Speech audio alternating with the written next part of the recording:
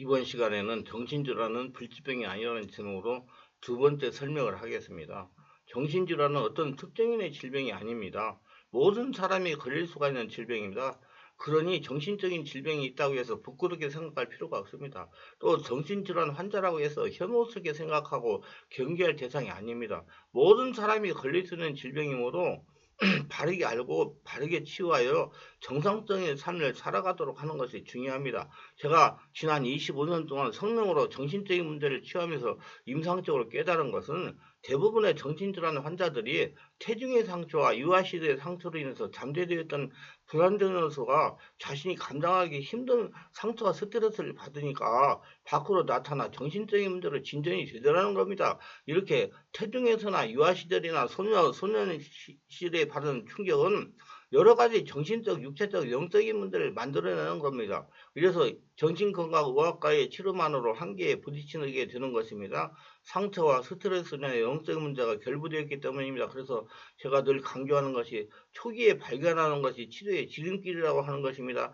초기에는 성령의 역사에 의한 내면의 상처를 치유하면 무의식이 정화되면서 뇌기능과 심장 기능이 회복이 되기 때문입니다. 이는 우리 교회에 다니는 성도님들은 모두 이해가 되는 것입니다. 왜냐하면 체험을 했기 때문입니다. 초기에 성령 안에서 집중 온몸 기도를 하니 충격적으로 상태로 일어난 비정상적인 상태가 성령의 강한 역사에 의해서 정상으로 회복되어 정신과 약을 먹지 않고 완치가 되었기 때문입니다. 그러나 성령 안에서 온몸 기도로만 치유가 불가능할 경우도 있습니다. 이는 성령의 역사가 약하거나 상처가 깊어서 치유가 되지 않는 경우라고 생각합니다. 저는 성령 치유 사역자의 미숙이라도 말할 수가 있습니다. 치유목회자가 많은 임상적인 경험이 있다면 쉽게 치유된다고 생각합니다. 그러나 임상적인 경험이 적고 사람의 내면 세계에 대해 지식이 부족하여 무조건 귀신 역사라고 귀신만 촉사라고 하려고 하기 때문입니다. 이령교육 환자는 영적 치유만 고집하지 말고 정신건강의학과에 가서 정신과에서 처방해주는 항우울제나 신경 안정제들을 복용하면서 성령 치유를 받으면 좀 더 쉽게 자유할 수가 있습니다. 과학적으로 접근하라는 겁니다. 영적 치유만 고집하지 말고 의학의 도움도 받으라는 겁니다. 많은 수의 정신적인 문제로 고통을 당하는 분들이 의학적인 도움을 무시하고 한국 영적 치유만 고집하다가 치유의 시기를 넘겨서 평생 치유를 못하는 경우가 많기 때문이다. 그래서 정신건강에 대해서 바르게 알고 성령의 역사에 의한 내면 치유만 고집하지 말고 정신건강의학과 도움을 받으면서 과학적인 치유가 중요한 것입니다. 제가 25년이란 세월 동안 정신질환자를 개별적으로 치유하면서 체험한 사실은 이렇습니다. 전두엽이 손상되어 정상적인 삶을 살아가지를 못하는 분들이 지속적으로 성령 안에서 집중 온몸 치유 기도를 하면서 안수를 받으니 전두엽이 정상으로 되면서 정상적인 생활을 할 수 있도록 지혜로워지고 똑똑해지고 기억력이 좋아져서 사람이 달라지더라는 겁니다. 치매가 나타나는 분들도 지속적으로 성령에서 집중 치유를 하면서 안수를 받으니 정상적인 생활을 할 수 있게 되더라는 것입니다. 심장에 문제가 있던 분들이 지속적으로 성령 안에서 집중 치유 기도를 하면서 안수를 받으니 심장이 약해서 불안이나 우울의 감정이 잘 생기고 집중력이 떨어지고 잠이 잘 오는 불면증이 치유가 되어서 정상적인 삶을 살아가게 되더라는 것입니다. 그렇기 때문에 정신질환이 발생하면 당황하지 말고 주변의 정신건강의학과의 도움을 받으면서 성령 치유를 전문하는 목회자나 사람들의 내면 세계를 정확하게 알고 치유를 전문하는 목회자를 찾아가지고 치유를 하면 쉽게 정상적인 삶을 살아가는 사람이 되는 것입니다. 하나님은 하나님의 사람을 통해서 자녀들을 치유하십니다. 그렇기 때문에 정신질환을 고생하시는 분들은 자신의 문제를 치유해줄 하나님의 사람을 만나야 됩니다. 무조건 조금 능력이 있다는 사람을 만나면 원시적인 방법으로 금식하면서 귀신만 쫓아내려고 하지 말아야 되는 것입니다. 자꾸 시간이 지나갈수록 정신질환이 악화되어 나중에는 걷잡을 수는 사람 노릇을 못하는 지경에 처하기도 합니다. 정신건강의학과도 마찬가지입니다. 정신과 약은 병원마다 다른 약을 사용합니다. 다 똑같은 약이 아니고 병원마다 다른 정신과 약을 사용한다는 것입니다. 자신의 증상에 맞는 약이 있다는 겁니다. 모든 병은 자신의 병에 맞는 약을 사용해 치유해야 되는 것입니다. 이는 암에 걸려서 고통을 당하다 치유해서 보신 분들은 쉽게 이해가 될 겁니다. 정신질환도 자신에게 맞는 약이 있다는 것입니다. 그렇기 때문에 정신과 약을 먹고 부작용이 일어난다든지 약을 먹어도 효과가 없다든지 또 약을 먹으니 생활에 도저히 할 수 없다든지 그러면 하면 그 약만 고집할 것이 아니고 다른 약을 처방해주는 정신건강의학과를 찾아가 약을 처방받아가지고 자신에게 맞는 약을 복용해야 쉽게 질병을 치유할 수가 있는 것입니다. 무조건 정신과 약을 먹는다고 증세가 안정되지 않고 자신에게 맞는 약을 복용해야 빠른 시간에 정상적인 삶을 살아갈 수가 있습니다. 절대로 정신건강의학과 약에만 의존하지 말고 정신질환 환자에게 심적 고통을 지속적으로 가하며 고통에서 해방받는 받아 스트레스가 정신질환을 일으킨다는 점이 있다고 하였으니 상처와 스트레스를 정확하게 성령 안에서 집중 기도, 치유 기도를 하면서 지속적으로 기도하면 정신문제 전문 치유 목회자의 안수를 받으면 좀 더 빨리 정상적인 직장생활이나 사회생활을 할 수가 있다는 겁니다. 절대로 정신건강은 남의 일이 아닙니다. 자신도 언젠가 정신문제가 발생할 수가 있습니다. 정신문제는 육체적인 질병과 같이 눈에 보이지 않기 때문에 두려운 것입니다. 바르게 인식하고 있어야 불필요한 고통을 당하지 않는 것입니다. 태중에서나 유소년 시대의 충격으로 무의식에 생긴 문제는 정상적인 삶을 살아갈 때는 숨어 있다가 상처와 스트레스가 심화되어 결정적인 시기가 되면 반드시 드러나게 되는 것입니다. 우리가 예수 믿고 죽고 예수로 다시 살아가는 이유가 무엇입니까? 보물인 예수님으로 자신의 온몸과 마음에 채우는 것입니다. 예수님은 삶을 살아가는 것입니다. 이것은 말로 글로 지식적으로 성경 말씀만 안다고 되는 것이 아니고 보이지 않지만 살아계신 하나님 성령 하나님으로 채우는 것입니다. 자신이 실제적으로 없어지고 성령 하나님으로 채워야 됩니다. 이렇게 성령 하나님으로 채울 때 자신이 태중에서나 유소년 시절이나 다른 시절에 일어난 충격으로 무의식에 자리 잡고 있던 상처와 스트레스가 정화되면서 전두엽이 정상적으로 정화되고 깨어나고 심장이 정상적으로 고쳐져서 보물인 예수님으로 충만해져 가지고 일생 동안 정신이 건강하고 눈이 밝게 살아가고 귀가 잘 들리고 이빨이 튼튼하고 소화가 잘 되고 소재는 잘 보고 두 발로 잘 걸어다니는 건강 숲속 속에서 살아갈 수가 있는 것입니다. 귀신 들림에 대해서 들어보셨나요? 다른 영혼이 내 몸에 옮겨 붙은 상태를 귀신 들림이라고 말합니다. 즉 사람은 하나의 육체, 하나의 영을 가지고 있는데 어떤 가족력이나 충격이나 상처, 스트레스가 과하게 노출되었던 이유로 인해서 다른 영은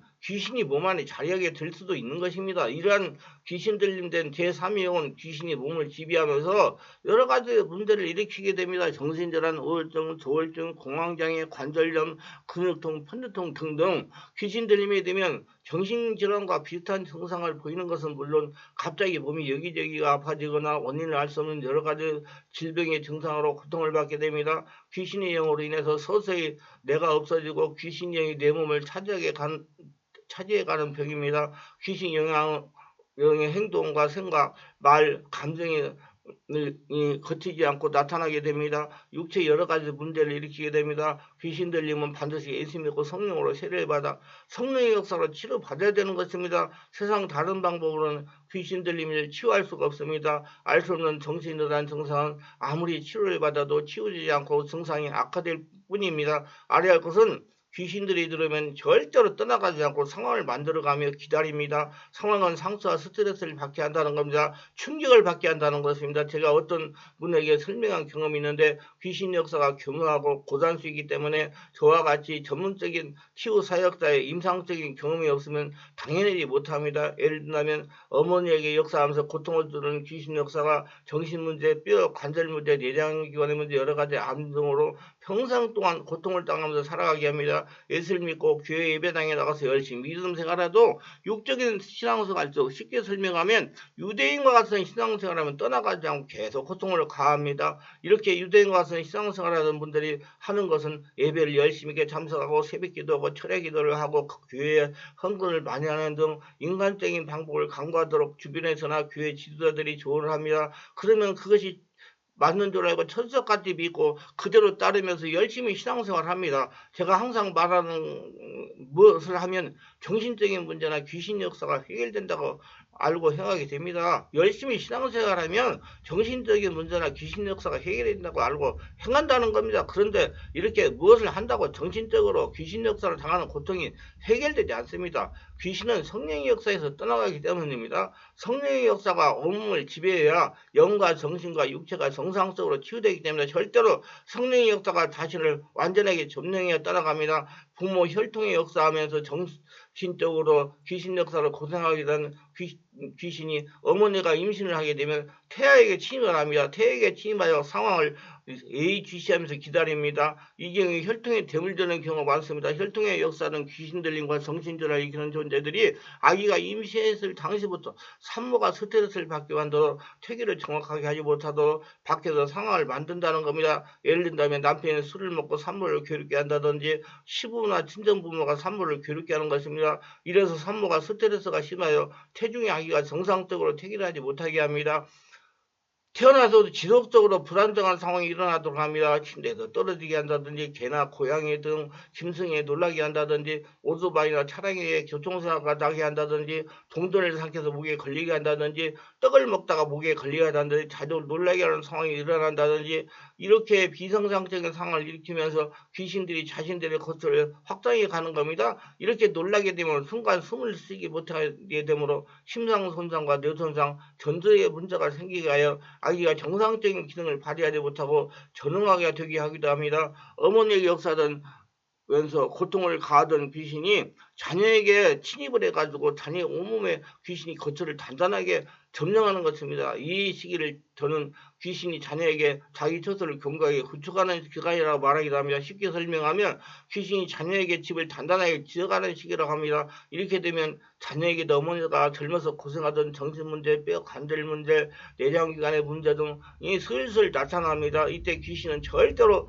자녀에게서 떠나가지도 않아도 되는 조치를 하도록 어머니를 통해서 하도록 합니다. 즉 예수를 믿고 교회 예배당에 다녀도 인간적인 방법으로 신앙생활을 하도록 하는 것입니다. 절대로 성령 역사가 일어나면 떠나가야 하니 어머니가 평소 하던 신앙 방식대로 하도록 합니다. 어머니는 자신이 하던 방식대로 인간적이고 사무의중과 보수적인 방법으로 신앙생활을 하게 하여 귀신이 자녀를 떠나가지 못하도록 자녀에게 역사하는 귀신을 보호해주는 것입니다. 한번 들어와 집을 차지한 귀신은 절대로 떠나가지 않고 부모님과 주변 사람들을 통하여 역사하는 것입니다. 그래서 귀신과 같이 지내다가 어머니가 돌아가시면 어머니와 똑같은 고통을 자녀가 당하면서 귀신하고 같이 사는 것입니다. 예수를 믿어도 귀신이 떠나가지 않는 것입니다. 그럼 어떻게 해야 자녀가 어머니와 같은 정신적, 육체적 고통을 당하지 않으면서 살 수가 있느냐입니다. 그것은 자녀가 신앙적으로 부모로부터 독립하여 나와서 성령으로 세례받고 성령 안에서 예배를 드리는 겁니다. 그래서 저는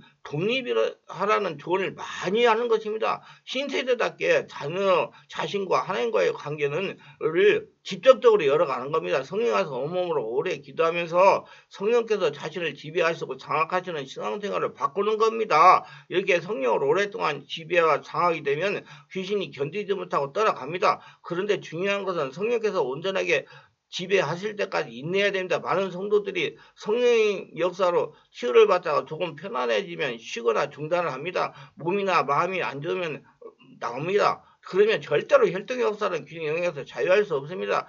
귀신이 장년에 놀아나고 있기 때문이다. 절대로 부모님들이 당하던 정신적, 육체적, 환경적인 문제에서 자유하려면 의지결단을 해야 됩니다. 뿌리를 뽑으려고 해야 됩니다. 저의 체험으로는 한 번 들어와 진을 치고 있는 귀신 축사는 한 번 집중 기도 한 번으로 떠나가지 않습니다. 귀신은 사람보다 한 차원이 높은 고단수입니다. 바르게 알고 대처해야 됩니다. 세상 다른 방법으로 귀신 들림을 치유할 수가 없습니다. 영혼의 천국 갈 때까지 관리를 해야 됩니다. 이렇게 1년 이상 이런 비정상적인 증상으로 고생하신 분들은 02-3474 영역실로 전화하시면 상담 해설에서 정확한 원인을 알고 치유를 받고 정상적인 삶을 살아갈 수가 있습니다. 사랑하시는 여러분, 정신질환은 불치병이 아닙니다. 모두 예수님의 은혜로 정신질환을 치유받고 날마다 때마다 예수님께 주시는 축복을 거둬들이며 살아가시기를 주 예수 이름으로 축원합니다.